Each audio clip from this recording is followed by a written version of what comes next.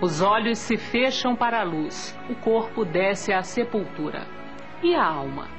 A alma vai conhecer novos mundos, encontrar parentes e amigos, descobrir perfumes e cores. Algumas voltam e relatam sobre a vida intensa que pulsa além da morte. Querem instruir os que ficam, falam de amor, solidariedade e esperança. Estamos todos vivos. A morte não existe. A comunicação dos vivos com os chamados mortos não foi criada pelo Espiritismo. Desde a antiguidade, há registros de homens e mulheres que veem, ouvem e falam com os espíritos. Mediunidade ao longo da história é o tema do Terceira Revelação de hoje.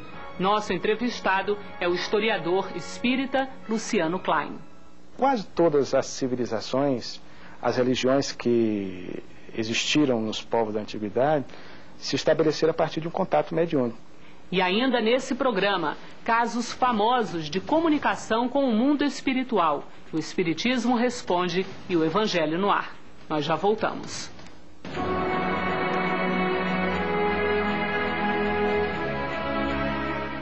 Memórias de um Suicida é o romance em que o escritor Camilo Castelo Branco conta suas experiências no mundo espiritual após ter cometido suicídio. O livro, psicografado por Ivone do Amaral Pereira, é um relato do que acontece com quem tira a própria vida e uma prova do amor e da misericórdia de Deus. Memórias de um Suicida, uma esperança de aprendizado. Peça o seu pelo e-mail vendas@febrasil.org.br ou ligue 21 2187 8282.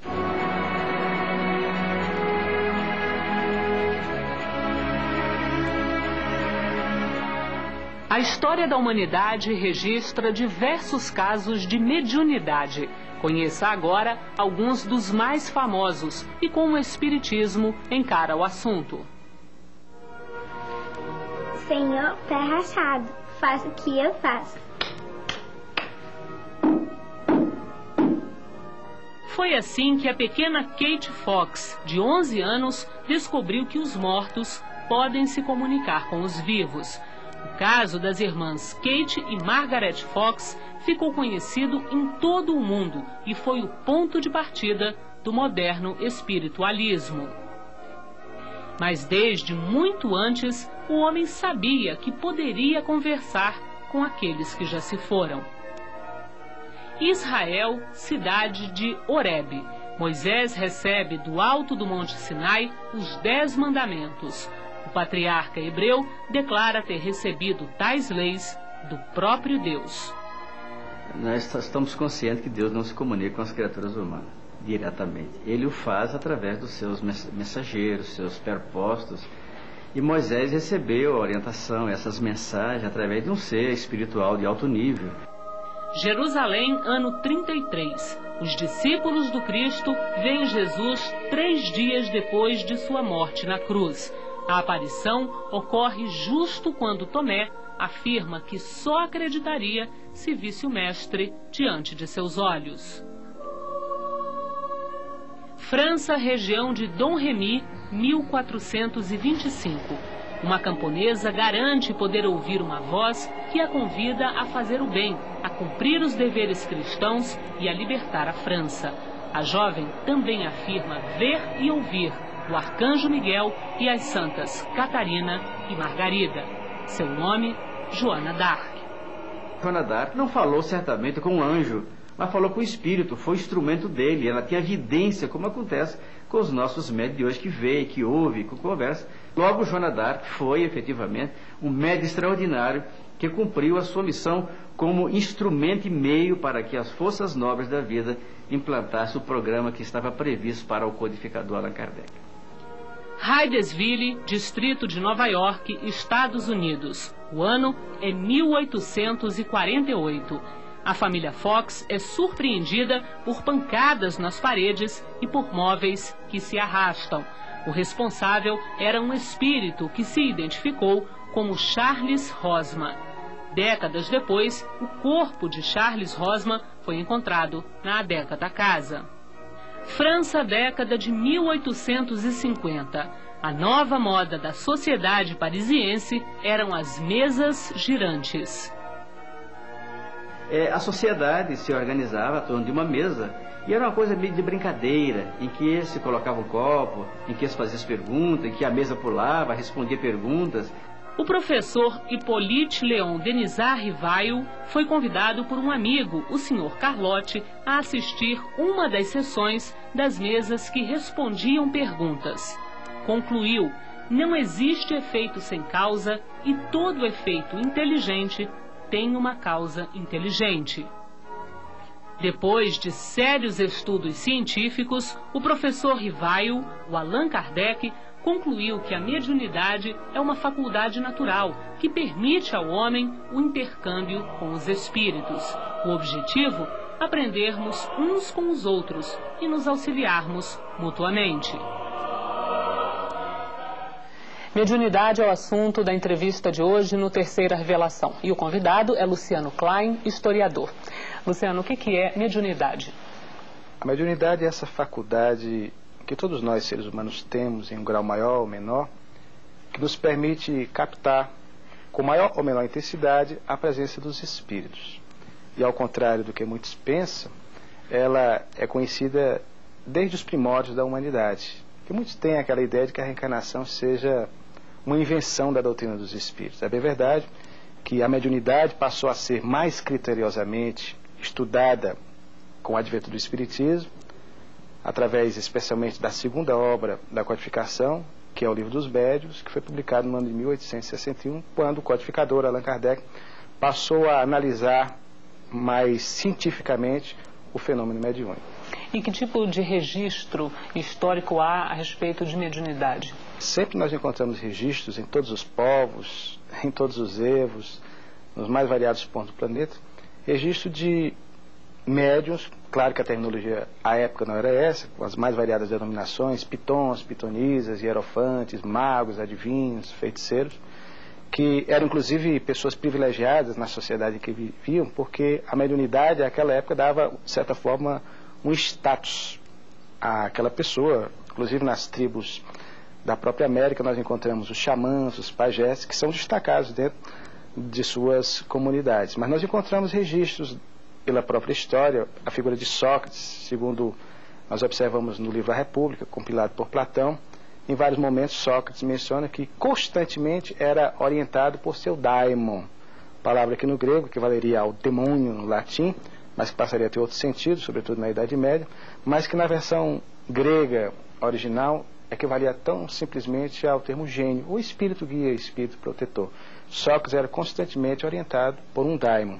Encontramos também na biografia de Júlio César, o grande conquistador das Gálias, que viveu na fase final da República Romana, um registro de que ele, certa feita, foi consultar uma médium suprina a respeito de assuntos políticos. E ela lhe revelou que no mês de março do ano de 44, algo de muito grave lhe aconteceria. Ele acolhe essa informação, mas não lhe dá muito crédito. Na véspera do dia 15 de março do ano de 44, a sua esposa Calpurnia acorda pela madrugada, tendo tido um sonho pavoroso, adverte o marido que estava com mau presságio e que ele não fosse trabalhar no dia seguinte. Resultado, ele vai trabalhar e no dia seguinte, ao chegar no palácio, é apunhalado, recebe 23 punhaladas, vindo a desencarnar. Então nós encontramos vários registros na antiguidade. Praticamente quase todas as civilizações, as religiões que existiram nos povos da antiguidade, se estabeleceram a partir de um contato mediúnico, de um ser da dimensão física e um ser do mundo espiritual. Quando você relata que, ser médium ou ter essa faculdade desenvolvida, de alguma forma conferia status à pessoa, foi sempre assim? Foi sempre tratado dessa forma? Porque na verdade era a questão do poder, né? Nas tribos primitivas, o pajé, o xamã, que exercia uma função importante no contexto tribal, realmente por ele ser diferente dos demais, por ter a mediunidade mais ostensiva, ser a pessoa que poderia prodigalizar curas espantosas, a ele era conferido esse status. Tanto é que nas tribos indígenas, aqui mesmo no Brasil, os índios tupis e guaranis, nós observamos que os pajés têm, ou tinham, normalmente essa função privilegiada, essa posição de destaque em suas sociedades. Agora, historicamente, esse dom da mediunidade sempre foi utilizado para o bem, para usar uma expressão atual, ou não? Não, evidentemente que o ser humano, isso é da nossa natureza, nós utilizamos os nossos talentos para o bem ou os desperdiçamos, malbaratando as oportunidades existenciais que o Criador nos confere, né? Então, houve médios, evidentemente, que não compreenderam muito bem o sentido da mediunidade e acabaram desvirtuando, como até hoje acontece, o propósito maior da mediunidade. Ao longo dos tempos, esse conceito de mediunidade, ele se difundiu, enfim, basicamente, ou mais fortemente, por conta do Espiritismo. Mas antes do advento do Espiritismo, ele se difundia de que forma? Por tradição oral, mas também nos livros sagrados. Nós encontramos no Zend-Avesta, que é o livro sagrado da religião persa, o zoroastrismo. Zoroastro, que era um missionário extraordinário, que aliás poucos conhecem, que tinha ensinamentos que se assemelhavam àqueles que Jesus mais tarde viria a nos trazer. Ele fala constantemente da presença dos espíritos, interferindo inclusive na vida de seu povo, o povo persa. Nós encontramos nas páginas, por exemplo, da Bíblia, tanto no Antigo quanto no Novo Testamento, relatos e mais relatos da presença do mundo espiritual. E o próprio Jesus, no momento fundamental da sua vida, quando ele testemunha para nós a possibilidade do intercâmbio com o mundo espiritual, no episódio do Tabor, por exemplo, quando ele se transfigura, fenômeno testemunhado por 3 dos seus discípulos, João, Pedro e Tiago, Jesus se transfigura e aparece ladeado por Moisés e por Elias, que haviam vivido em séculos anteriores, mostrando a possibilidade do fenômeno mediúnico. E pelo fato de Jesus doutrinar espíritos, usando a expressão mais apropriada, a expressão da doutrina dos espíritos, os seus contemporâneos, os fariseus e os saduceus, o acusavam dizendo que para que ele tivesse essa habilidade de expulsar demônios, os maus espíritos, ele só poderia ter um pacto com esses espíritos. Daí as acusações que Jesus era o príncipe das trevas, era o príncipe ligado a Beelzebul, era feiticeiro. Aliás, eu costumo dizer, qualquer semelhança com as críticas hoje feitas pelos adversários do espiritismo, nessa linha, talvez não seja mera coincidência. Porque muita gente diz, lidar com a mediunidade, lidar com os espíritos é você se envolver com os demônios. É aquela ideia que se tinha no começo do século passado, que desenvolver a mediunidade ou optar pelos caminhos do espiritismo é, de certa forma, levar você à loucura. Pois é, aí eu pergunto o seguinte, porque você cita, relatos bíblicos. Agora, há correntes cristãs que repelem completamente a ideia da mediunidade. É uma questão que é de interpretação? Fundamentalmente, né? Até porque, se tivermos a humildade suficiente que nos permita compulsar as páginas da Bíblia, como mencionamos, ou mesmo conhecer um pouco da história dos santos da Igreja Católica, nós perceberemos que praticamente quase todos eles foram inicialmente beatificados, depois canonizados, por fatos e feitos mediúnicos de suas vidas. Médios sempre houve, inclusive na própria Igreja. Por exemplo, São João Crisóstomo, registram seus biógrafos, ele que viveu no IV século, que em determinado momento, porque se demorava no seu quarto, um serviçal do mosteiro em que ele vivia, resolveu espiar pelo buraco da fechadura e observou um vulto luminoso que estava por trás dele. Posteriormente indagado a respeito do que se tratava, ele disse que era o apóstolo Paulo, o espírito do apóstolo Paulo, que ele intuía, sugerindo que ele deveria escrever, um médio psicógrafo. Santa Brígida de Vatnsdena, que viveu no século XIV, ela foi curiosamente considerada o correio divino a serviço do Senhor por ser uma médio psicógrafa. Joana d'Arc, que é mais conhecida de nós, médio audiente, ouvia as vozes de Santa Margarida, Santa Catarina, São Miguel. Mais recentemente, no episódio de Fátima, acontecido em Portugal, na Cova da Iria, 3 crianças, Francisco, Lúcio e Jacinto, tiveram a oportunidade de ter uma visão mediúnica.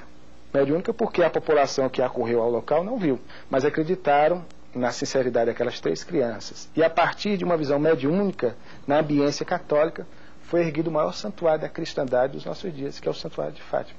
Luciano, nós vamos continuar tratando desse assunto na segunda parte da entrevista, depois do intervalo. Até já.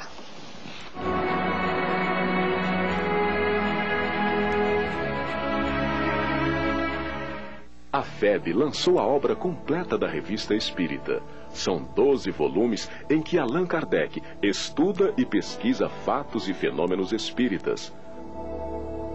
A coleção é ideal para quem quer se aprofundar no estudo da doutrina. Peça o seu pelo e-mail vendas@febrasil.org.br ou ligue 21 2187 8282.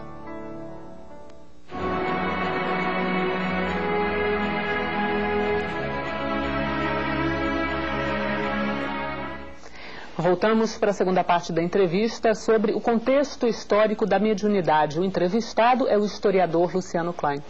Luciano, qual é o objetivo da mediunidade?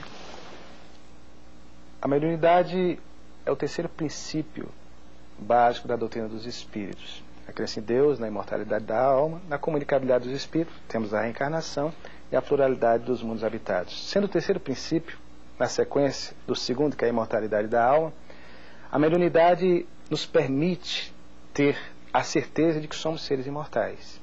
Porque através de vários sensitivos, notadamente a figura magistral de Chico Xavier, nós passamos a compreender inclusive o sentido de consolador da doutrina dos espíritos. Porque não há realidade mais alentadora, mais confortadora para nós do que termos a ciência e a certeza de que aqueles seres que amamos, que caminharam conosco na condição de pais, de filhos, de irmãos, de amigos, e que receberam o chamado de Deus para regressar ao mundo espiritual, que é o mundo original, para onde todos nós inilutavelmente haveremos de regressar, que eles não desapareceram, que eles não foram aniquilados quando cerraram as pálpebras carnais à dimensão física, mas que eles continuam a viver. Então a mediunidade nos traz essa certeza através de provas irrefutáveis. Ainda que de alguma forma ela possa ser usada de forma equivocada ou então destrutiva mesmo? Sim, nós encontramos na história da humanidade médiuns que se postaram diante de determinadas situações de maneira equivocada, como instrumentos da espiritualidade. Mas mesmo assim isso faz parte da nossa vida. Entretanto, a proposta da doutrina dos espíritos é nos dar as diretrizes seguras para que nós compreendamos o real sentido da mediunidade e para que a exerçamos, caso seja o nosso compromisso nessa área, da forma mais equilibrada possível. Como dizem os amigos espirituais, a mediunidade é exercida com Jesus, pautando a nossa caminhada, como médios, dentro de um equilíbrio que é o resultado desse nosso esforço contínuo, que é a proposta sentada à doutrina dos espíritos, de trabalharmos as nossas imperfeições interiores através desse trabalho de autobusca, de autoconhecimento. Ainda no primeiro bloco da entrevista, você falava um pouco, tocamos muito superficialmente nessa questão de anjos e demônios. Eu queria que você falasse um pouco mais sobre essa questão.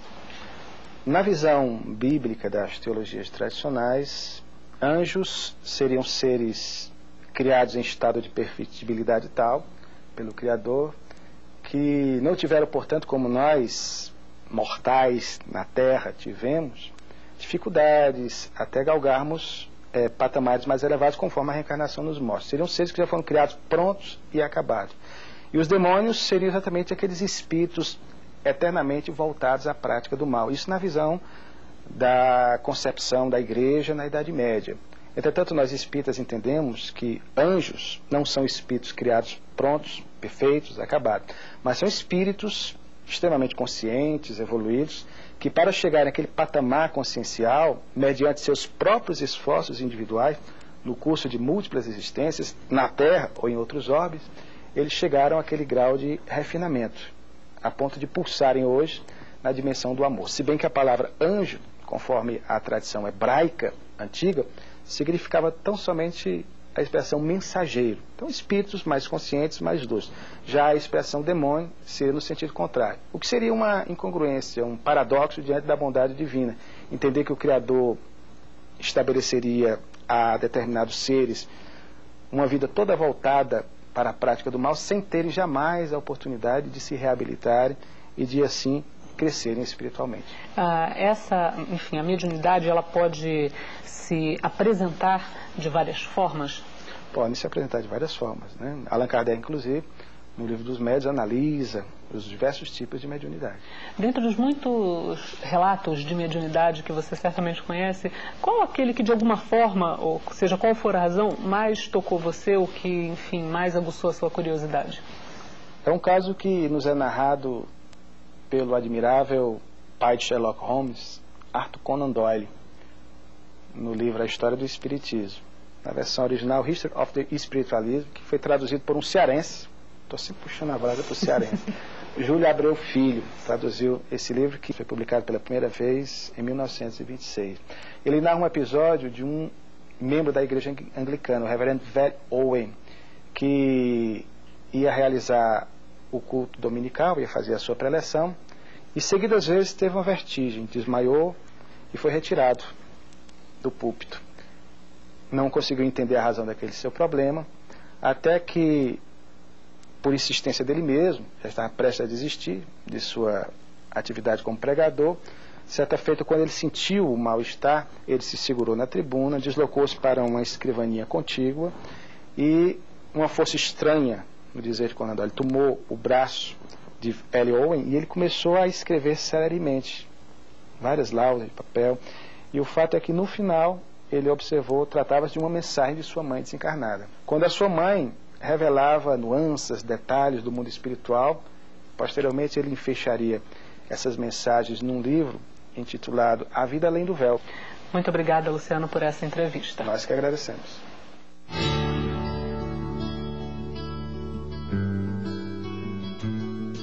Todos somos médiuns, pois todos somos influenciados pelos espíritos.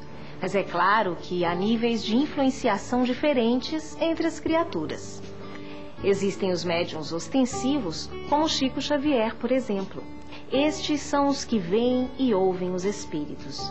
Há outros que traduzem o pensamento dos companheiros desencarnados pela fala ou pela escrita. A maioria, mesmo sem perceber, é influenciada pelos espíritos. Os espíritos superiores disseram a Allan Kardec que a influência dos espíritos sobre nós é tanta que algumas vezes são eles que nos guiam. E vemos isso nas intuições, nos sonhos, nos pressentimentos e até mesmo na voz da consciência. Que são esses fenômenos, se não mediunidade? Leia mais sobre o assunto em O Livro dos Espíritos. Você vai encontrar um capítulo sobre a influência dos espíritos na vida corporal. É o capítulo 9 da segunda parte. Allan Kardec também escreveu uma obra que trata exclusivamente da mediunidade. É o Livro dos Médiuns, que explica os tipos e casos da mediunidade. Francisco Cândido Xavier psicografou obras belíssimas sobre esse tema. 3 delas: Missionários da Luz, Mecanismos da Mediunidade e Nos Domínios da Mediunidade. Todas ditadas pelo espírito André Luiz. Vale a pena conferir. A todos uma ótima semana e muita paz.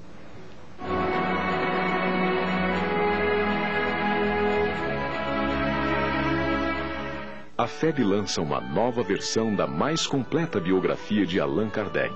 Organizado em 2 volumes pelo pesquisador Zeus Van Tuyl, Allan Kardec, o educador e codificador, conta com dados precisos sobre a vida e obra do codificador do Espiritismo.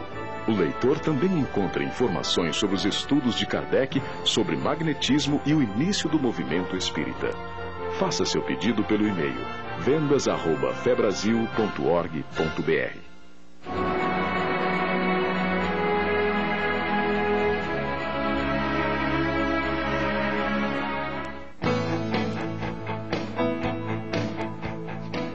O movimento espírita não para. Veja aqui o que está acontecendo no Brasil e no mundo. Começou no dia 27, o 12º Congresso Espírita da Bahia, promovido pela Federação Espírita do Estado da Bahia. O encontro tem como tema o ser e a imortalidade. O evento, que acontece no Centro de Convenções da Bahia, termina neste fim de semana. A Associação Espírita Andaluza Amália Domingos Soler realiza a partir deste domingo até o dia 1º a 5ª edição das Jornadas Andaluzas de Espiritismo. O evento, que vai acontecer em Málaga, na Espanha, trata do tema O Espiritismo e o Mundo Contemporâneo. Aconteceu no último fim de semana o 21º encontro de coros da Comunhão Espírita de Brasília. O coral é um dos mais antigos da cidade e procura levar, através da música, mensagens de paz e de fraternidade. E nos dias 5 e 6 de novembro, a USE de Ribeirão Preto promove a Feira Amor, com shows, artesanatos e livros. A entrada é franca. Mais informações sobre a Feira Amor você obtém no site www.userp.org.br. A Federação Espírita Brasileira lança em novembro o livro Viagem Espírita. A obra é uma reunião de cartas de Allan Kardec. Os textos foram escritos nas viagens que o codificador fez para divulgar a nova doutrina. Conheça mais sobre essa e outras obras espíritas no portal www.febnet.org.br. Muita paz e nos vemos na próxima semana.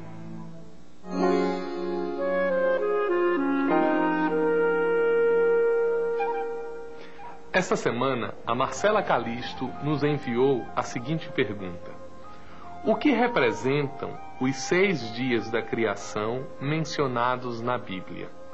O que diz Kardec sobre a Gênese bíblica?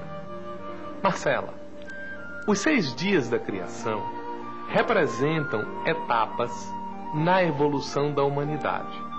Devemos entender os chamados 6 dias bíblicos como uma imagem criada pelo povo hebraico para representar fases importantes do desenvolvimento humano.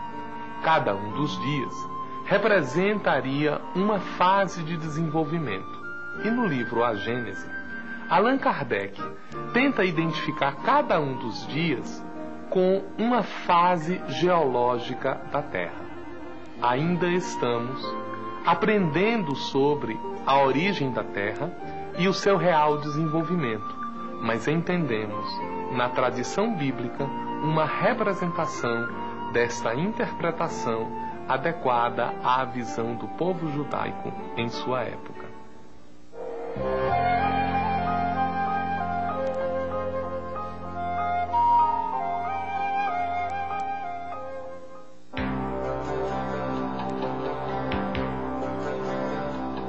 Uma vez por semana, abra as portas do seu lar para Jesus. Reúna a família para ler e comentar o Evangelho. Aquele dentre vós que estiver sem pecado, atire a primeira pedra.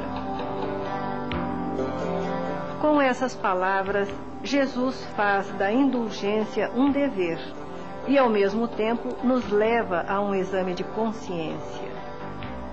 Quem dentre nós está isento de erros? Todos precisamos de indulgência. Indulgência é clemência, misericórdia, perdão.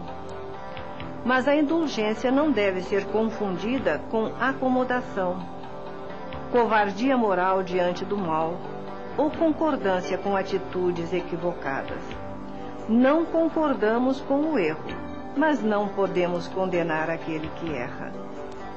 Jesus nos ensinou com essa máxima que não podemos julgar mais severamente aos outros do que julgamos a nós mesmos. Quem de nós tem autoridade moral para condenar alguém? Auxiliar o próximo, ajudá-lo a se reerguer, mas sem humilhação, sem maledicência ou sem severidade excessiva, é o nosso dever. Porque também precisamos da indulgência dos outros para com as nossas faltas. O programa de hoje está terminando. Escreva para nós para tirar dúvidas sobre o Espiritismo. O e-mail é imprensa@febnet.org.br. Uma semana de muita paz para você.